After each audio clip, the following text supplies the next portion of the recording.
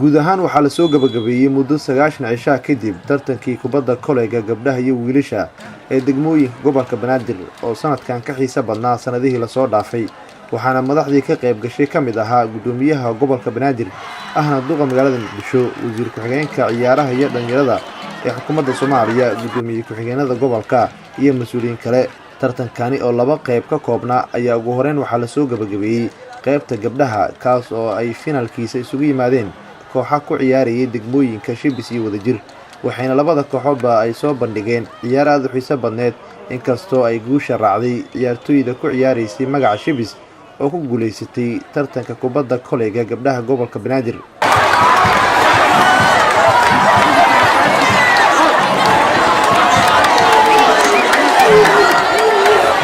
dhanka kale waxaa sidoo kale la soo gabagabeeyey tartanka kubadda kolayga ee wiilasha oo finalkiisa ay isugu yimaadeen kooxaha ku ciyaarayay degmooyinka Wadajir iyo Hodan iyadoo kulankani uu ahaa mid aad u xiiso badnaa maadaama labada dhinacba ay soo bandhigeen ciyaar wanaagsan oo ku dhisneed weerar iyo weerar celis taas oo soo jiidatay boqolaal daawadayaal ah oo isugu yimid garoonka Stadium Wish ee degmada Cabdicasiis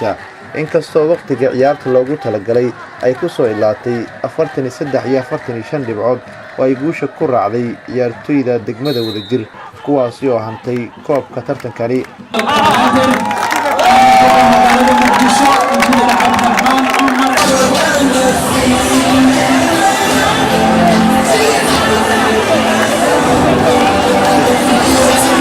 gudoomiyaha sportiska gobolka Banaadir Xasan Aadan Yabrowish ayaa ugu horeen ka warbixiyay tartankani iyo ujeedadii loo qabtay iyadoo tartankan uu socday muddo 2 bil ah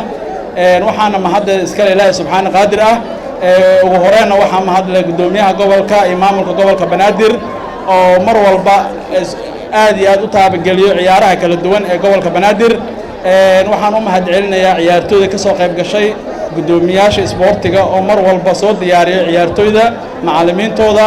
waxaan kaloo u mahad celinayaa gudoomiyaasha degmooyinka dhamaantood oo ayagana garab taagan ciyaartooydooda iyo dhalinyaradooda gudoomiyaha xiriirka Soomaaliyeed ee kubadda kolayga Cabdullaahi Nuur Maxamed Cadaani ayaa tilmaamay in tartankani uu yahay kii ugu xiisaha badnaa ee la qabto dhowr sano kadib xiriirka Soomaaliyeed ee kubadda kolayga haddaanu nahay waxaan mahad gaar ah u jeedinaynaa gudoomiyaasha sportiga degmooyinka gobolka Banaadir gudoomiyaasha maamulka degmooyinka gobolka Banaadir iyo dhammaan intii isku taxaluujisay taabagalka tartankan qiimaha badan oo aan dhihi karo waa tartankii inta aan joogay xiriirkaas ugu qiimaha badnaa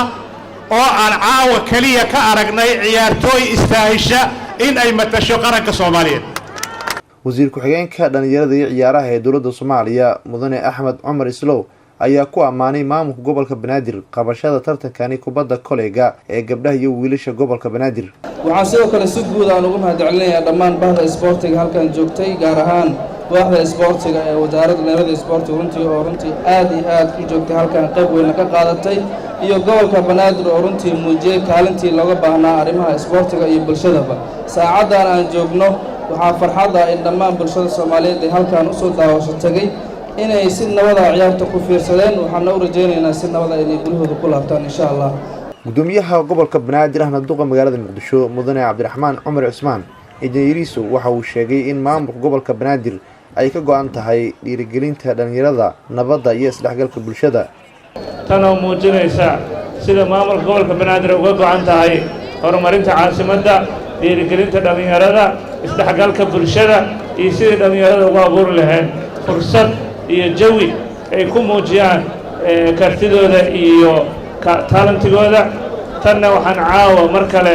u mahad celinaynaa dhammaan cid alaale ciddii kaalin ka geysatay sidii tartankan noogu dhammaan lahaa si qurux badan muddo 2 bilood soo socday gabdhaha caawa daawanay iyo ciyaar wanaagga soo muujiyeenna degmooyinka iyo Shibis Wadajir ayagana waxaan leenahay waa wada guulaysateen waxaan rajaynaynaa